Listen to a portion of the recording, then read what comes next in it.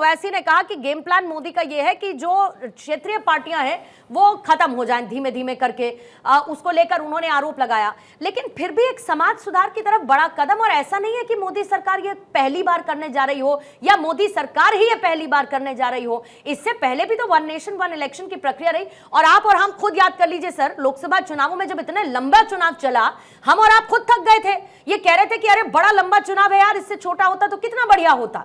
ऐसे ही हर बार चुनाव आते जाते हैं मशीनरियों का उसमें। ये तो सरकार का प्रेरोगेटिव है कि वो कैसे वन नेशन वन इलेक्शन करवाती है, और अगर आपको दिक्कत है तो बाद में आप कह दीजिएगा कि आप फेल हो गए, आप नहीं करवा पाए। पूर्णिमा जी, जो समाजवादी पार्टी का स्टैंड है, हम लोग वन नेशन वन इलेक्शन का विरोध करते हैं, और इसका मुख्य कारण यह है कि ये जो स्कीम है ये है वन नेशन वन डोनेशन, और ये चाहते हैं कि एक चुनाव में ही अपने औद्योगिक मित्रों से धन ले लें और बड़े स्तर पर भ्रष्टाचार कर सके, क्योंकि ये पूर्व में भी इन्होंने करा है। क्योंकि इनकी जो चंदा खोरी की जो आदत है भारतीय जनता पार्टी की, वो किसी से छुपी नहीं है। आपने देखा होगा इलेक्ट्रॉन बॉन्ड के बहाने माननीय प्रधानमंत्री जी एक ऐसी योजना लाए थे जिसमें कि जो दान देने वाले व्यक्ति उसका नाम ना लिखा जाए। एक ऐसी योजनाएं पहले भी ला चुके हैं, और ये चाहते हैं कि क्षेत्रीय जो पार्टियां हैं उनका अस्तित्व ही खतरे में आ जाए। ये इस तरह की इनकी एक रणनीति है, और केंद्र और भाजपा सिर्फ देश को गुमराह करना चाहते हैं। इनका प्रयास है कि लोकतंत्र को खत्म किया जा सके, और ये पलटी मारेगी। ये जो टाइम चल रहा है ना, इनका पलटी मारने का चल रहा है। लिटरल एंट्री पे पलटी मारी है इन्होंने। अभी नेम डिस्प्ले पे भी आपने देखा होगा, बुलडोजर पे भी सुप्रीम कोर्ट ने क्या कहा वो आपने सुन लिया होगा, देश में आ चुकी है बात। तो ये पलटी मारने का सीजन चल रहा है, ये निश्चित तौर पे इस पे भी पलटी मानेंगे, और ये संविधान के जो प्रावधान है उनको बदलना चाहते हैं, जो इनकी असली नीति और नीयत है। और अभी अभी देश ने ये भी देखा है कि 4 राज्यों के चुनाव में कैसे इनके सांसें फूल गई थी। जब 4 राज्यों में स्थिति है, ये तो देश इतना बड़ा है। और हम लोग समाजवादी पार्टी का स्टैंड बिल्कुल साफ है, हम लोग वन नेशन वन इलेक्शन के बिल्कुल खिलाफ। ठीक है, 20 सेकंड में अगर धनंजय जी काउंटर रखना चाह रहे तो रखिएगा, फिर उसके बाद विनीत जी और अमनीश जी आपके पास आती हूँ। धनंजय जी, देखिए, समाजवादी हुए एक बहुत बड़े अडम गोडवी, जिन्होंने समाजवादी पार्टी से दुखी होकर के कहा कि पक्के समाजवादी हैं, तस्कर हो या डकैत। कितना असर है खादी के उजले लिबास, काउंटर जोड़ दिए। और समाजवाद के सबसे बड़े पुरोधा, इन्होंने समाजवाद के सबसे बड़े पुरोधा जो इंडस्ट्रीज की बात ही कर रहे थे, अनिल अंबानी को अपने यहां से राज्यसभा भेजा था। दूसरी बात तो आरक्षण और संविधान की बात कर रहे हैं। SC ST के रिजर्वेशन के खिलाफ एकमात्र देश में एक बार हुआ है कि सपा की सरकार थी तो इन्होंने उसको फाड़ा, संसारे पार्लियामेंट के अलावा उत्तर प्रदेश में जब इनकी सरकार थी, जो पदों पर प्रोन्नति पा गए थे उनको रोल बैक किया, उनको पीछे किया गया। ये लोग संविधान बचाने की बात कर रहे हैं, लोकतंत्र की। अरे लोक लज्जा प्रस्थापित नहीं कर पाते हैं। आपकी पार्टी को बहन मायावती दलित मुख्यमंत्री ने कंप्लेन किया, केस किया कि समाजवादी गुंडे, मैं उनके FIR की बात कर रहा हूं, कि समाजवादी गुंडों ने मेरी अस्मत और मेरी हत्या का प्रयास किया।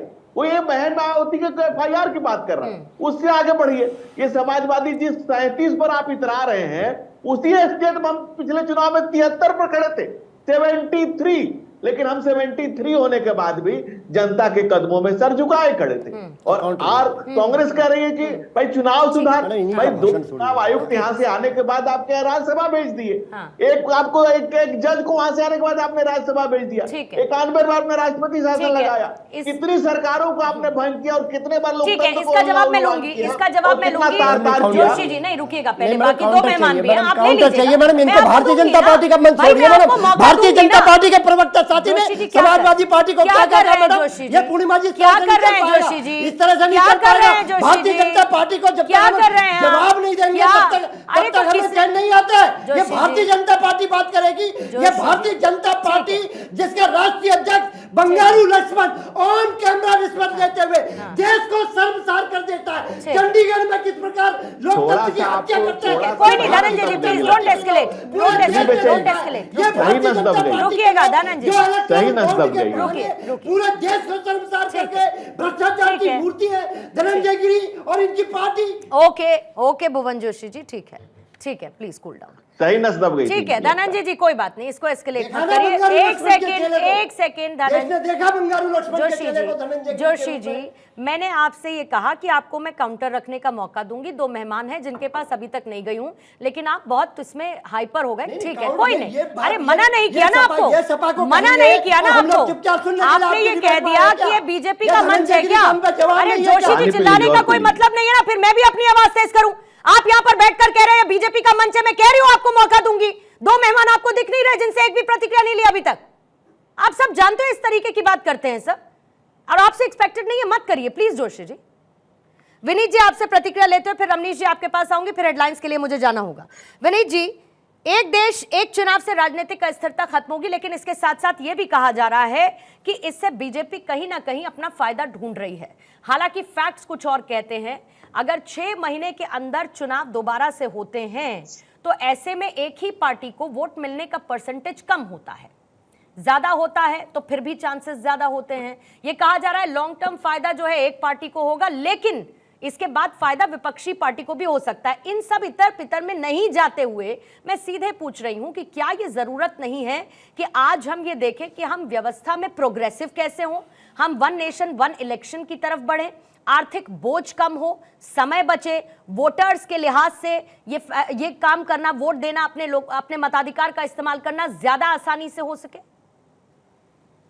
पूर्णिमा जी, आप सभी को नमस्कार, गुड इवनिंग। आशा मेरी आवाज आ रही होगी। और जी, आपने perfect, अपने वक्तव्य में बिल्कुल बैंग ऑन कह दिया कि भारत की जो सीमित संसाधन है, सिक्योरिटी फोर्सेज है, 45 से 60 दिन का जो आचार संहिता लगता है उसमें काम बिल्कुल रुक जाता है। देश का जो प्रगति है वो रुक जाता है। आपने बिल्कुल समझा दिया। पर विपक्ष को क्या कहें? देखिए, इस पैनल पे बैठे हुए सारे प्रवक्ता भाई के हेल्थ के बारे में चिंता होनी चाहिए। ज्यादा बोलने से बीपी बढ़ता है। पहले पूरी बात सुन लीजिए। अखिलेश यादव जी खनन के केस में उनको बुलाया गया था कोर्ट में, उनको सीबीआई ईडी भी बुलाती रहती है। दिवंगत नेता के बारे में बात कर ले तो खैर ये सब बात की बात है, लेकिन मैं वन नेशन वन इलेक्शन पे स्टिक रहूंगा।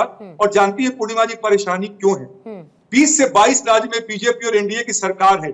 अगर किसी को त्याग देना होगा तो सबसे बड़ा त्याग हमें देना होगा, पर हम तैयार हैं। हम तो चाहते हैं कि जो संविधान में पहला प्रारूप था, जो कि 4 बार चुनाव हुए थे और 67 में इंदिरा गांधी जी ने अपने स्वार्थ हेतु 15 महीना पहले इसको भंग कर दिया था, हम फिर से वही तो वापस लाना चाहते हैं। आपको एक और आंकड़ा दे दूं, 2024 के चुनाव में मालूम है कितना खर्च हुआ है? 1.35 लाख करोड़। बिहार के इलेक्शन में 625 करोड़। अगर आप इसको जोड़े पूर्णिमा जी 28 राज्यों और 28 यूनियन टेरिटरी का, तो यकीन मानिए बहुत से कल्याणकारी योजनाएं जो है धरातल पे उतर सकती हैं। लेकिन विपक्ष को पेट में दर्द क्यों होता है? क्योंकि इनके पास मुद्दा नहीं है। ये काम नहीं करते हैं। जैसे ही चुनाव आता है राज्यों का तो लोक लुभावने वादे करते हैं, इसीलिए परेशानी है इनको। नहीं, लेकिन I agree and disagree at the same time, क्योंकि आप जिस बात का विनीत जी जिक्र कर रहे हैं then it applies to all the parties. फिर तो क्योंकि चुनाव आता है तो एक तरीके की उनकी जवाबदेही भी रहती है ना। रमनीश जी जरा इस पे जल्दी से आपका टेक, फिर मुझे पूर्णिमा जी 10 सेकंड मुझे दे दीजिए। अच्छा ले लीजिए, 10 सेकंड। 10 सेकंड। पूर्णिमा जी, हमने कब कहा? हमने तो कहा ना कि 20 से 21 राज्यों में एनडीए की सरकार है। हम त्याग करने को रेडी हैं और हर बार ऐसा। और सबसे बड़ा अद्भुत बात है पूर्णिमा जी ना कि कोई भी राजनीतिक दल यहाँ के प्रबुद्ध जनता को बेवकूफ समझने की कोशिश नहीं कर रहे। उनको मालूम है कि लोकसभा में किसको वोट देना है, विधानसभा में किसको वोट देना है। ठीक है, जल्दी से रमनीश जी 1 से 1.5 मिनट दे पाऊंगी, फिर हेडलाइंस के लिए मुझे जाना है। जल्दी से मैं ये समझना चाहती हूँ, क्योंकि अभी की स्थिति में ऐसा है कि लोकसभा चुनाव जब जीतने की बात होती है तो एक डर होता है, एक जवाबदेही होती है। ऐसे में 5 साल में अगर एक बार वोटिंग होगी तो कहीं वो जवाबदेही भी तो कम हो जाएगी, ऐसा नहीं है क्या? मुझे लगता है जितने भी राजनीतिक सियासतदान हैं, मुझे लगता है दलगत पार्टियों को खास करके राष्ट्र के हित में यदि कोई भी फैसला किसी भी तरीके से चाहे केंद्र सरकार की तरफ से लिया जाता है, चाहे विपक्ष खुद वो ले ले, यदि देश के हित में लेता है तो मुझे लगता है उसका सबों को स्वागत करना चाहिए। और आज one nation one election, Shyama Prasad Mukherjee ने एक विधान एक निशान की बात करी, और मोदी जी जो है उससे आगे बढ़ के जब एक विधान एक निशान एक संविधान है तो एक चुनाव भी होना चाहिए। और जैसा कि पहले भी हो चुका है, 1952 की बात करें, चाहे 57 की बात करें, 62 की बात करें, 67 की बात करें, तो इसके पहले भी कांग्रेस ने करवा चुकी है। हालांकि फिर उसके बाद कांग्रेस अभी सुब्रहान्स राय जी को मैं सुन रहा था, बहुत तरह की बातें उन्होंने लोकतंत्र की भी बात की, संविधान के हनन की भी बात करी। तो ये बात तो हम सबको पता है कि यदि ASR बोम्मई यदि 1994 सुप्रीम कोर्ट का यदि उन्होंने फैसला नहीं दिया होता, उन्होंने सुनवाई नहीं की होती, तो मुझे लगता है ये सिलसिला चलता रहता। और 90 बार जो खुद कांग्रेस पार्टी ने 1960 से लेके 90 के बीच में विधानसभाएं भंग की, विधानसभाएं भंग की, वो संविधान का हनन है, लोकतंत्र की हत्या तो है ही ना। खास करके इंदिरा गांधी जी के सरकार में सबसे ज्यादा उस समय हुआ। और देखिए, जब बात होती है, जब वन नेशन वन इलेक्शन की बात होगी, तो उस आप देखिए कि ये बात सच है कि 28 राज्य हैं, 8 केंद्र शासित प्रदेश हैं, हर 3 राज्य 6 महीने 3 महीने 6 महीने में हर साल चुनाव ही होता रहेगा।